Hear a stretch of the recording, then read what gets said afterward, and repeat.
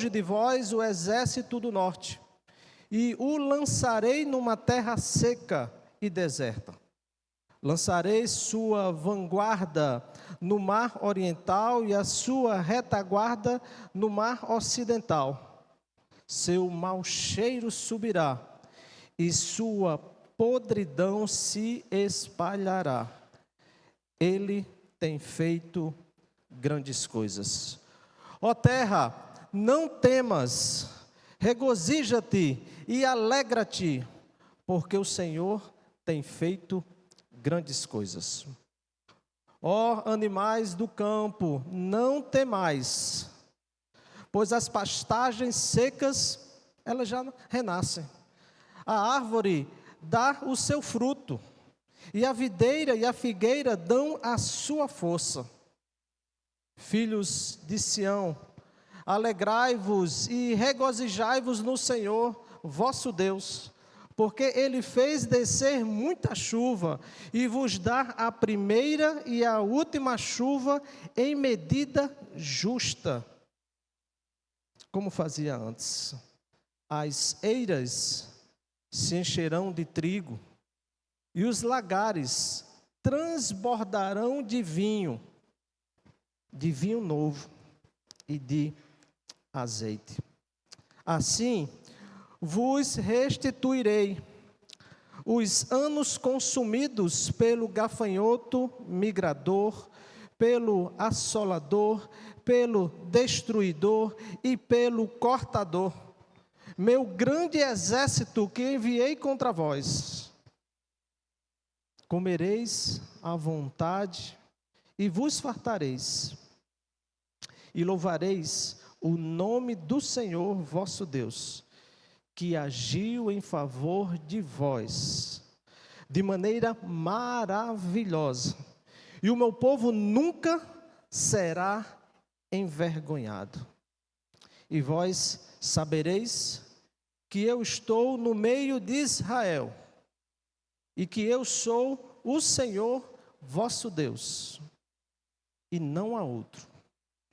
E o meu povo nunca mais será envergonhado. Palavra do Senhor. O texto do profeta Joel, meus amados irmãos, nos apresenta uma realidade muito difícil para o povo de Deus. O povo de Deus que havia sofrido uma verdadeira catástrofe, quando pensamos do ponto de vista do seu sustento, da maneira como o povo conseguia prover, da maneira como a provisão alcançava os lares do povo de Deus.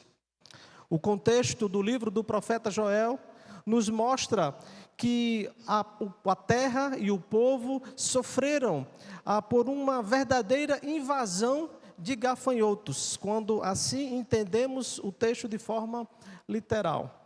E todos nós sabemos, aqueles que têm uma percepção do que é a vida, que leva em consideração a agricultura como a sua principal fonte de subsistência e de sustento.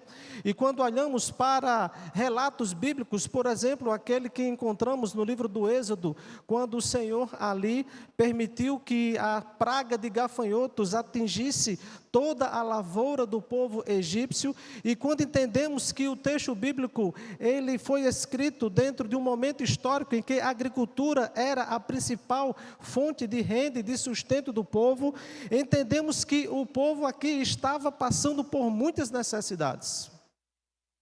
Não havia alimento, não havia perspectiva, só havia tristeza.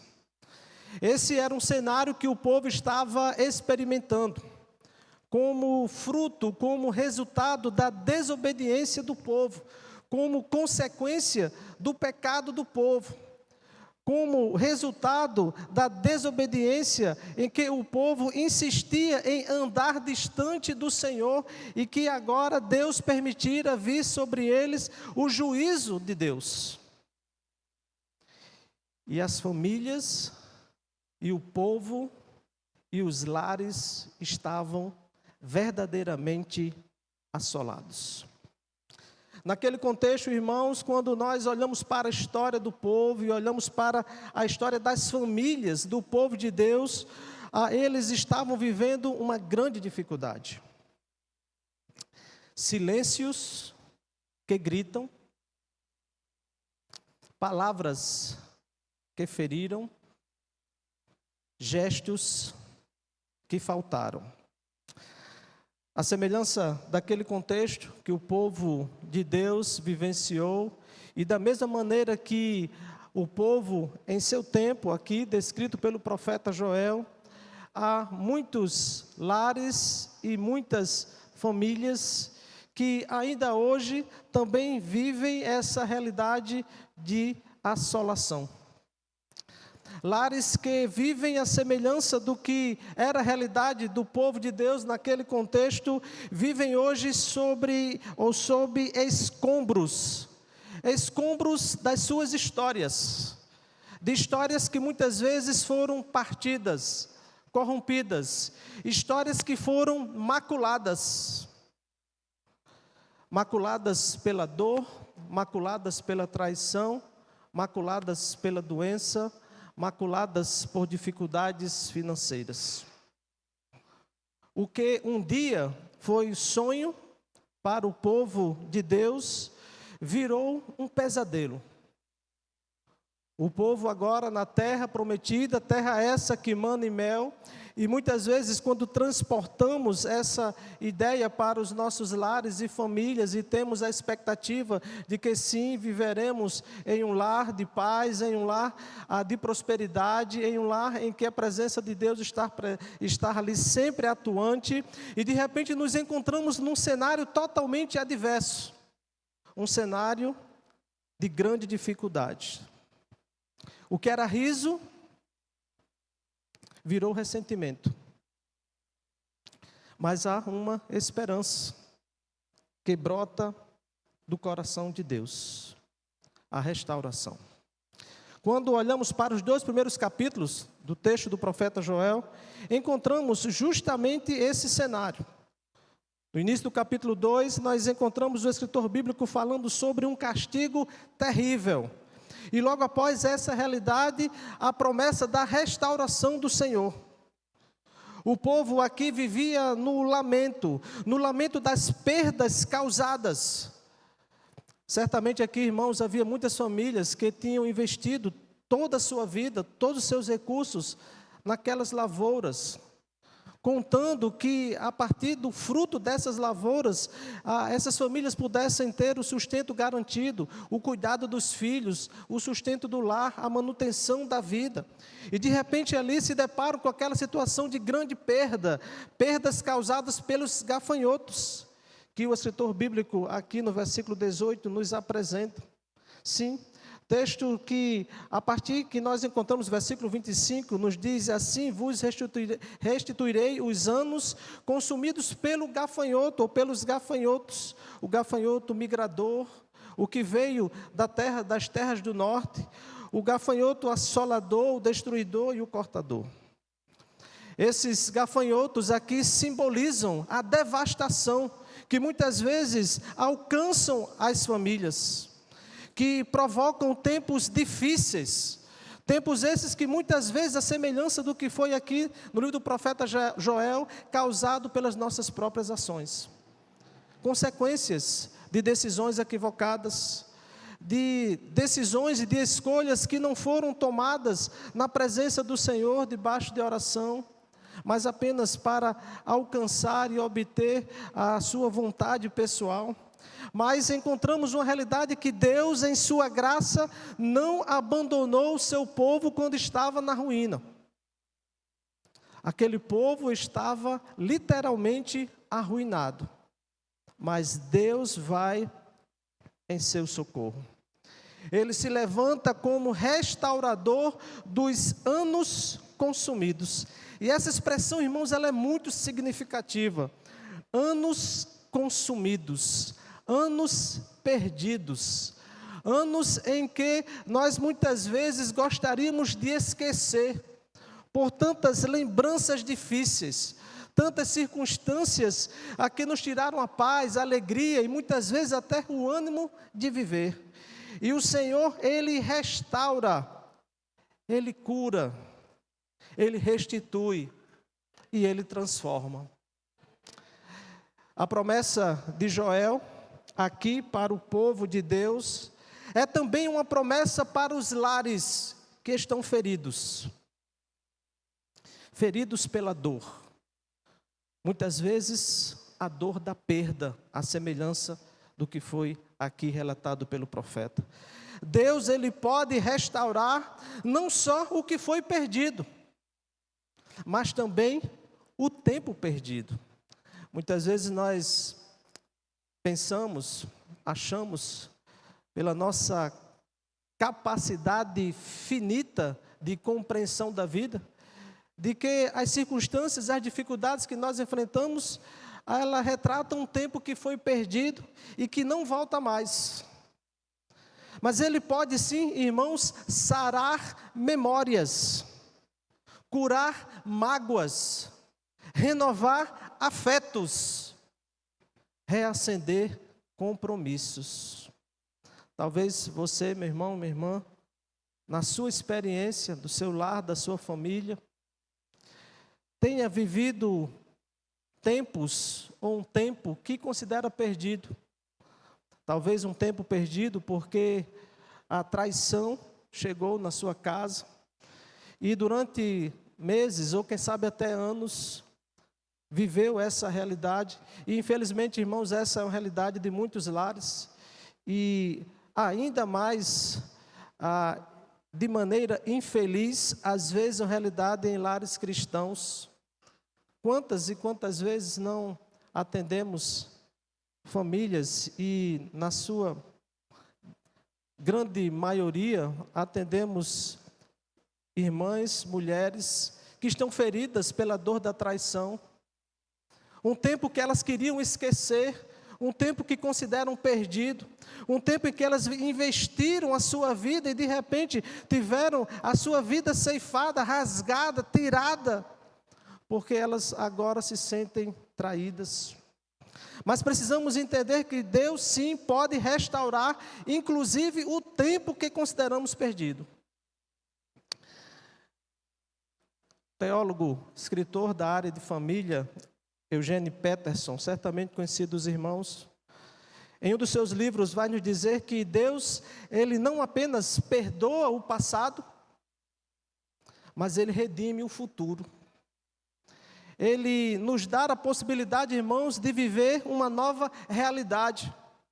E precisamos entender que esse tempo, os anos que aqui o povo de Deus considerou perdidos, no versículo 26, eu vos restituirei os anos perdidos, os anos consumidos. Deus, Ele quer restituir, Deus, Ele quer restaurar tudo aquilo que consideramos perdido em nossa vida.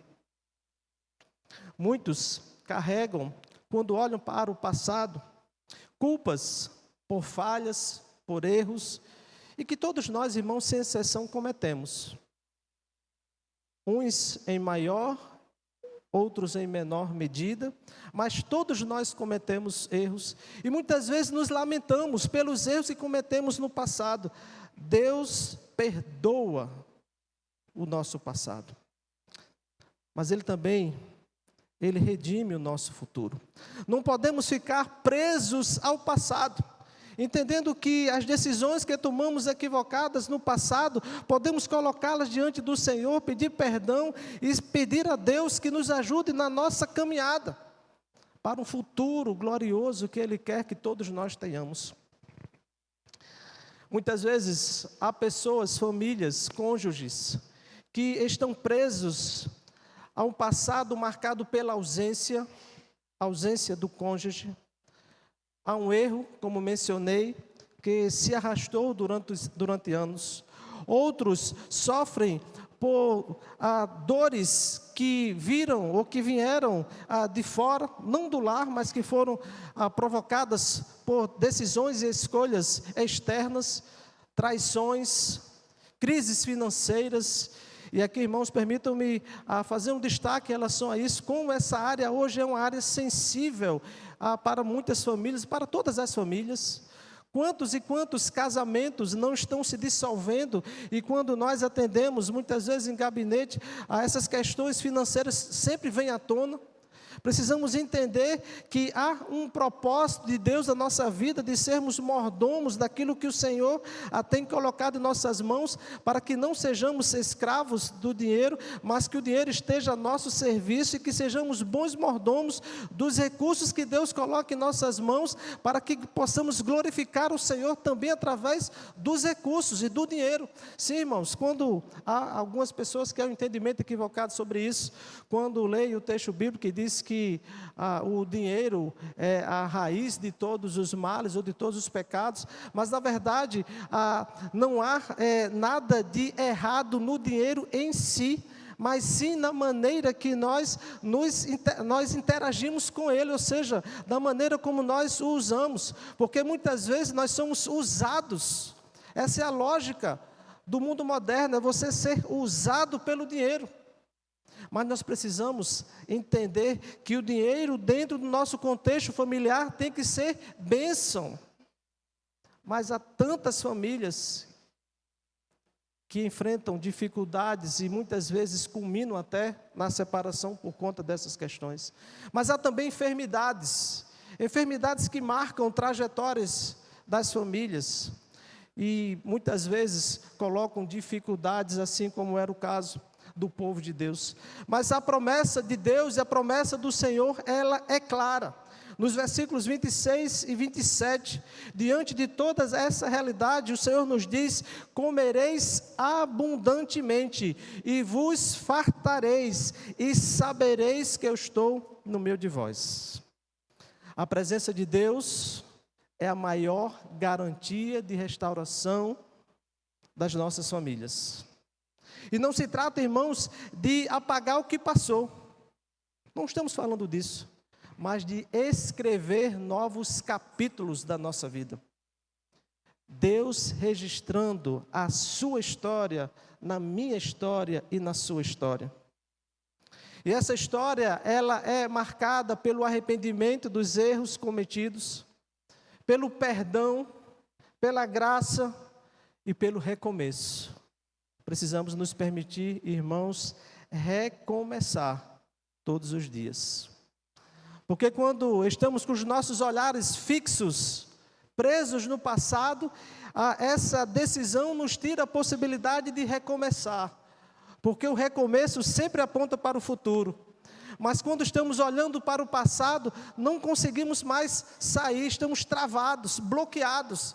Precisamos entender que Deus tem um propósito para as nossas vidas de restauração. Lares restaurados, famílias restauradas, elas estão na presença do Senhor e elas glorificam a Deus.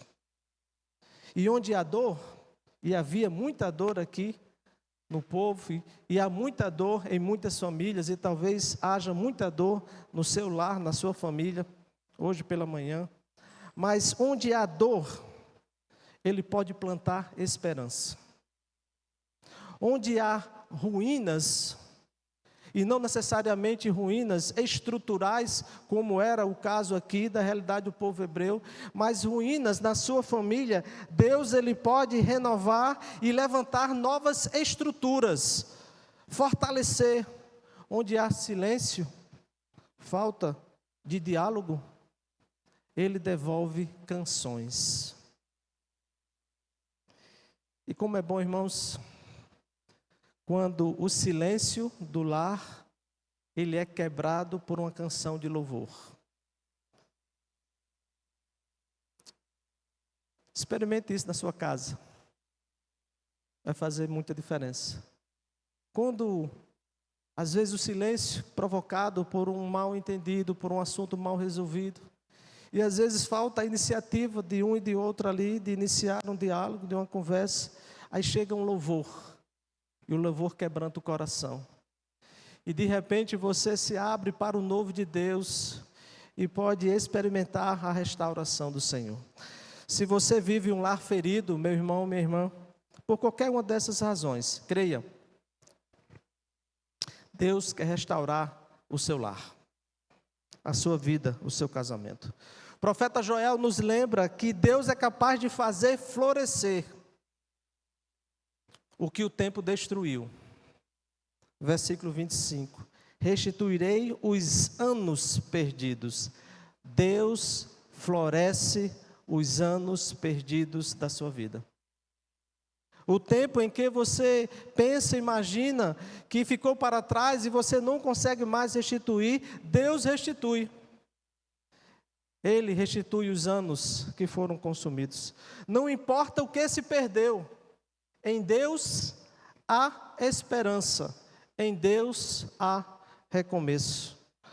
E a partir do texto que lemos, entendemos, aprendemos do profeta Joel, quando aplicamos essas verdades para a minha família e para a sua família. Entendemos em primeiro lugar que Deus, Ele vê a dor da destruição. Ele está vendo a sua dor, meu irmão, minha irmã. Você não está sofrendo sozinho, sozinha. Ele está vendo a sua dor.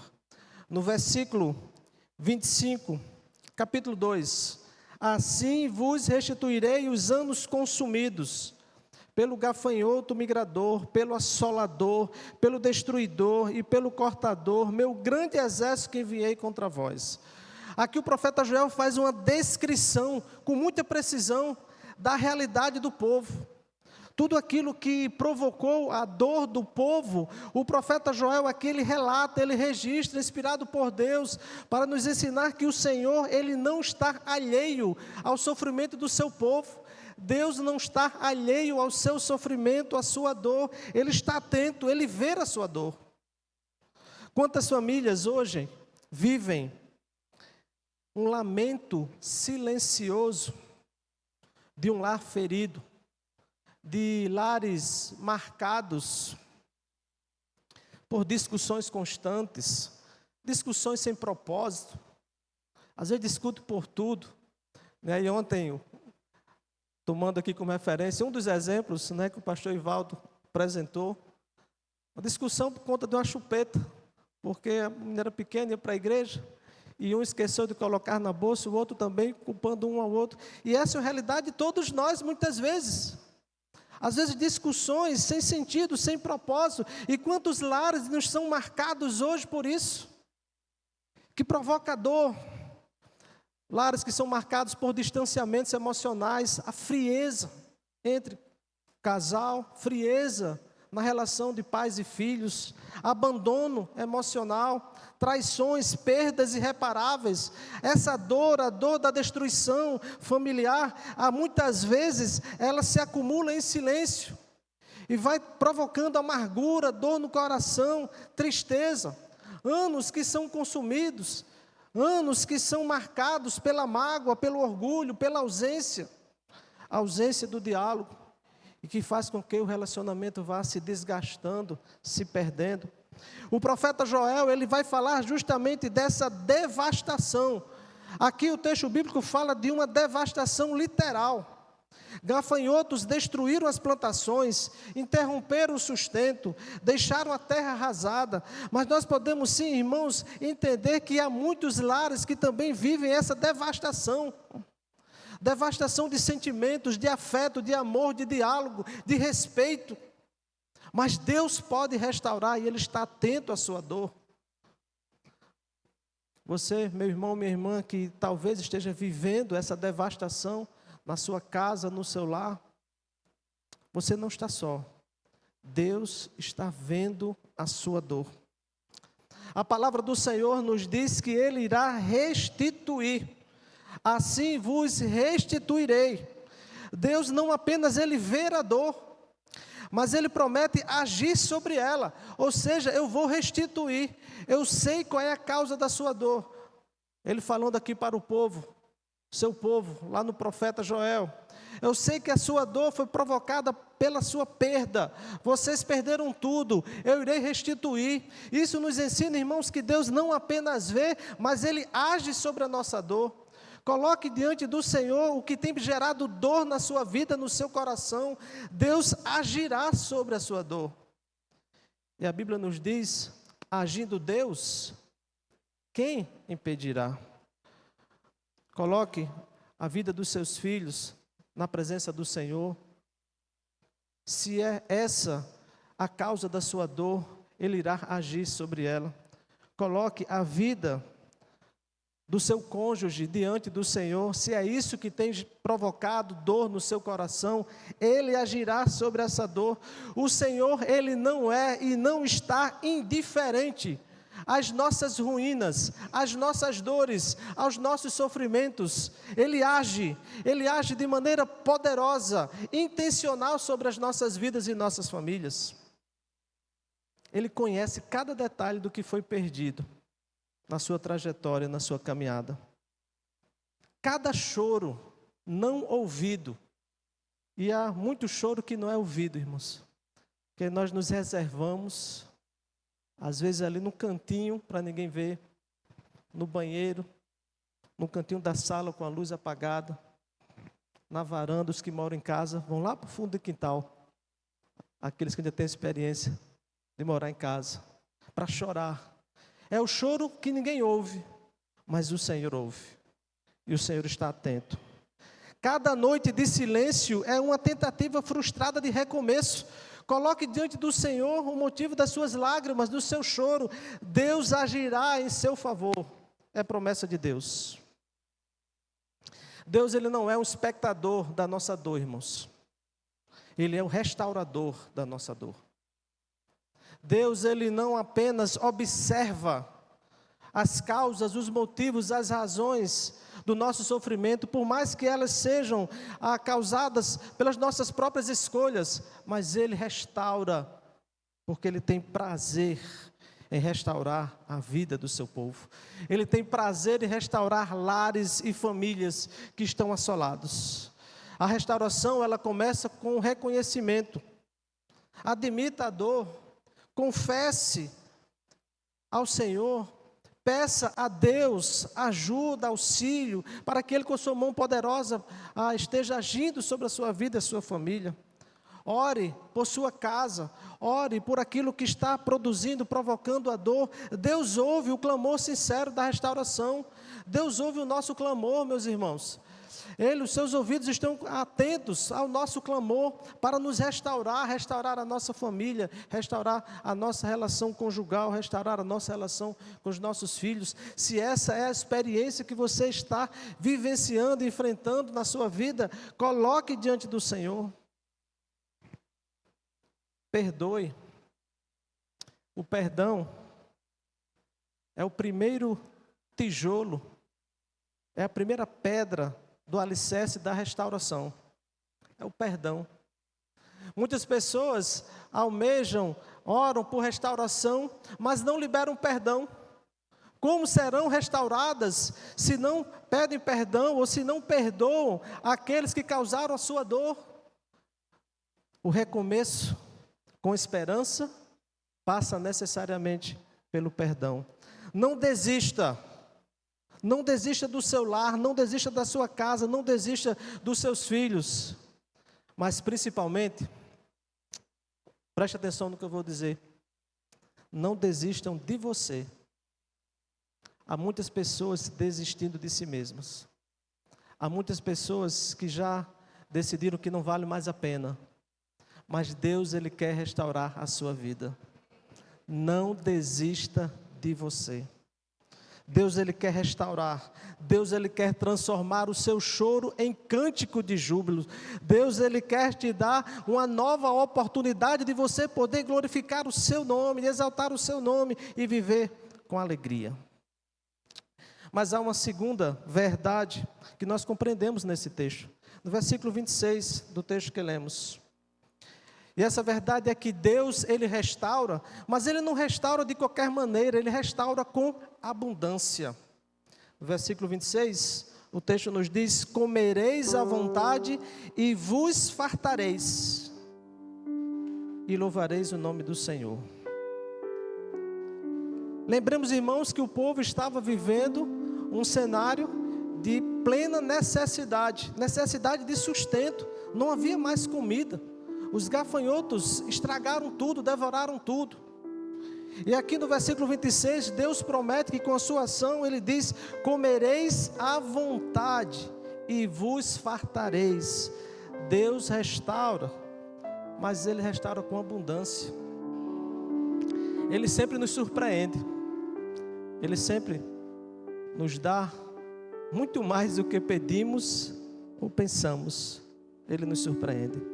Em tempos de dor familiar, é muito comum pensar que podemos desejar algo que é apenas para sobreviver emocionalmente, e às vezes ficamos quase que mendigando, né? Muitos casais ficam mendigando às vezes uma expressão de carinho do seu cônjuge, um abraço, um beijo, expressão de afeto, uma intimidade.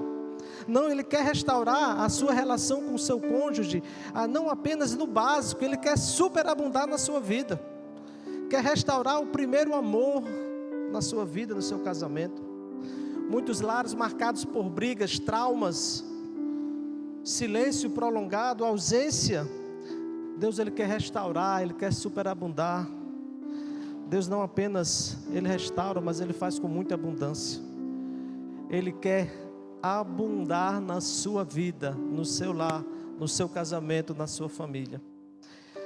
Após anunciar que restituiria os anos que foram consumidos no versículo 25, Deus, Ele vai além. Ele vai dizer que Ele vai satisfazer plenamente. Meu irmão, você está passando por uma necessidade, coloque diante do Senhor e Ele vai superabundar na sua vida. Creia nisso. Eu tenho plena certeza, irmão, plena convicção de que Deus quer que sejamos prósperos. E aqui não é teologia da prosperidade, não. Aqui é a promessa de Deus. Gênesis capítulo 12, quando Ele chamou Abraão, Ele disse: em ti serão benditas todas as famílias da terra. E Deus, Ele tem propósito sim de restauração, de fazer abundar a nossa casa, de fazer abundar o nosso lar, a nossa família. Não é apenas restituir, mas comereis à vontade e vos fartareis. Deus, Ele quer abundar na sua vida. A promessa do Senhor não é apenas de uma restauração parcial, superficial. Não é aquela casa que a gente às vezes faz uma pequena restauração, passa a mão de tinta ali para enganar, né? Não é isso. Ele quer fazer uma restauração profunda, abundante, completa e gloriosa. Ele promete fartura à sua casa e ao seu lar.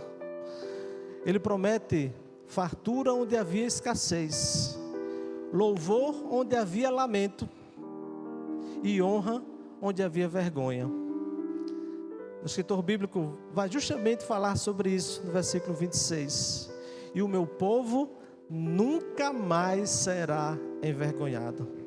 Talvez você, no contexto familiar, esteja passando por situações constrangedoras, de vergonha, em várias áreas da sua vida, a área financeira, a área do seu relacionamento conjugal, com seus filhos, algum comportamento talvez que seus filhos estejam adotando, fazendo, que tem lhe trazido muito constrangimento, muita dor e muita vergonha.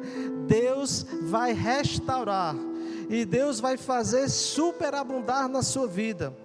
E vai restaurar não apenas de maneira superficial, mas se o seu casamento está um casamento frio, Ele quer restaurar os vínculos com profundidade, com intimidade.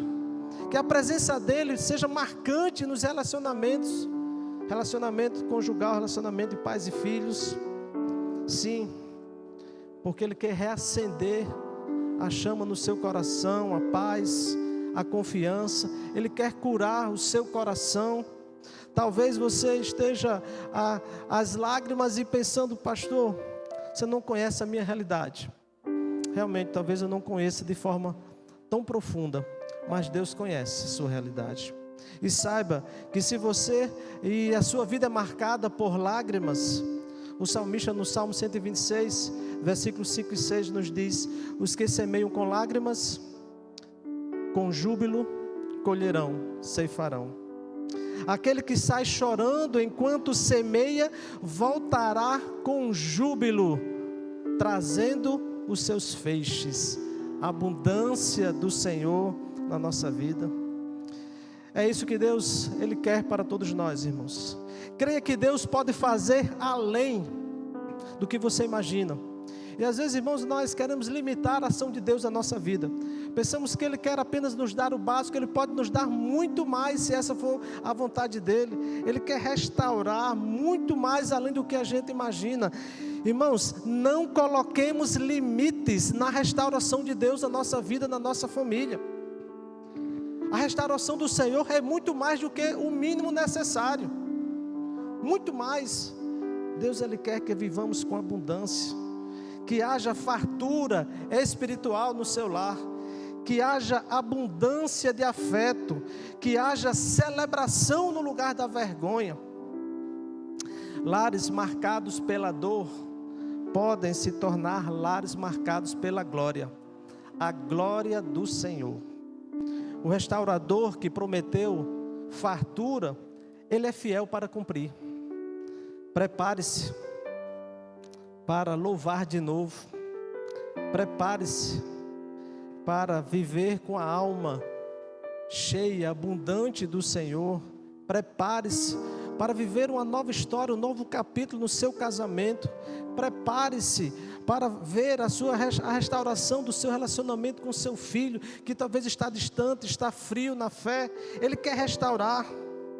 O salmista no Salmo 30, versos 11 e 12 diz: converteste o meu pranto em dança, em júbilo. Tiraste o meu pano de saco e me cingiste de alegria, para que o meu espírito te cante louvores. Mas uma terceira verdade, com ela eu quero finalizar nesse texto. O tema da mensagem desta manhã diz: restaurando lares feridos pela dor. E sabe qual é o segredo da restauração? É quando Deus habita em nosso lar. Deus habita no meio do seu povo restaurado. Deus habita no meio de uma família restaurada. Deus habita num casamento restaurado.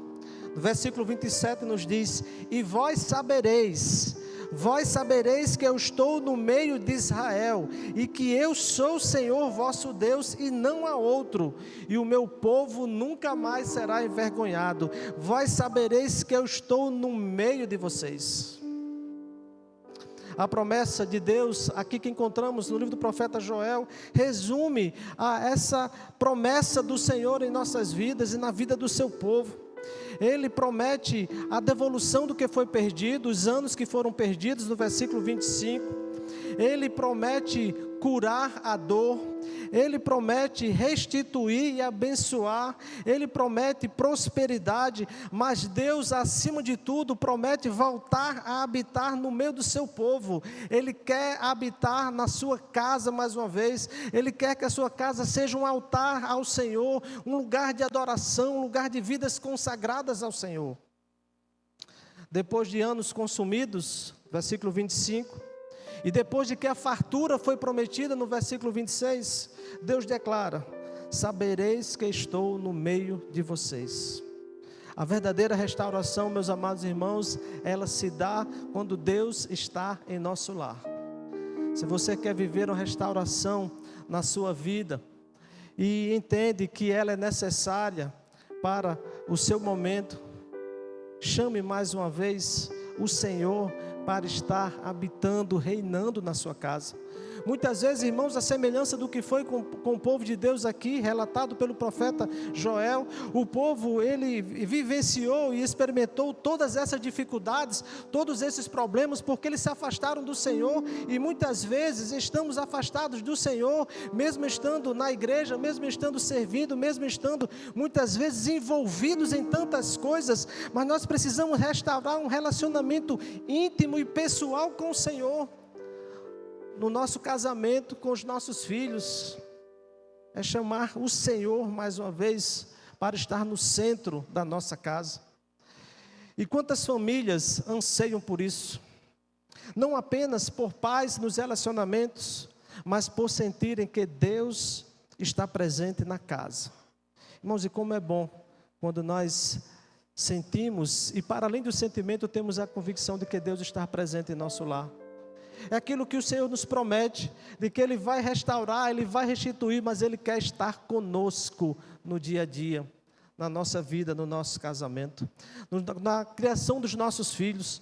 Quando olhamos para aquilo que o Senhor Jesus Cristo entregou na sua profecia, João, registrado no livro do Apocalipse, nós encontramos: eis o tabernáculo de Deus com os homens, Deus habitará com eles, Apocalipse 21, verso 3, e eles serão o seu povo, e o próprio Deus estar com eles.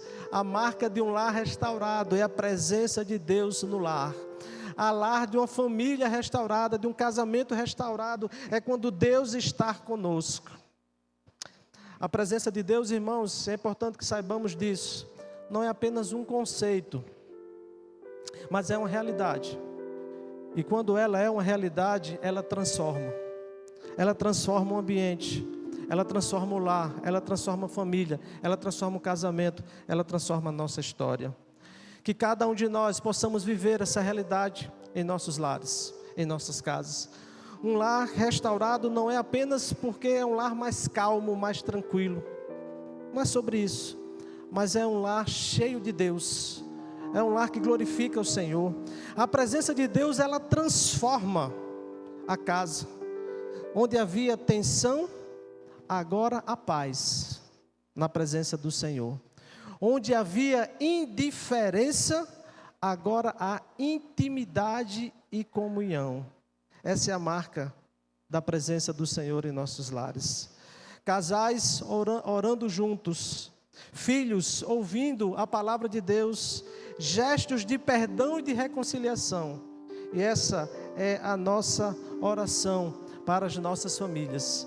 E dessa maneira, irmãos, entendemos sim que com a presença de Deus, há restauração, mesmo em lares feridos pela dor, mesmo em casas marcadas pela mágoa, pela indiferença, Deus restaura com a sua presença e com o seu poder.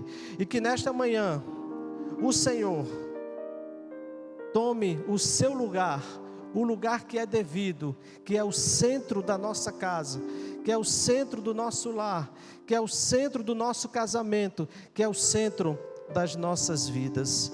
Que Deus nos abençoe com a tua santa e poderosa palavra, e que haja lares restaurados, porque onde há famílias que são fortes, há lares que são restaurados. E que a minha oração é que cada lar e que cada família seja restaurada pelo Senhor.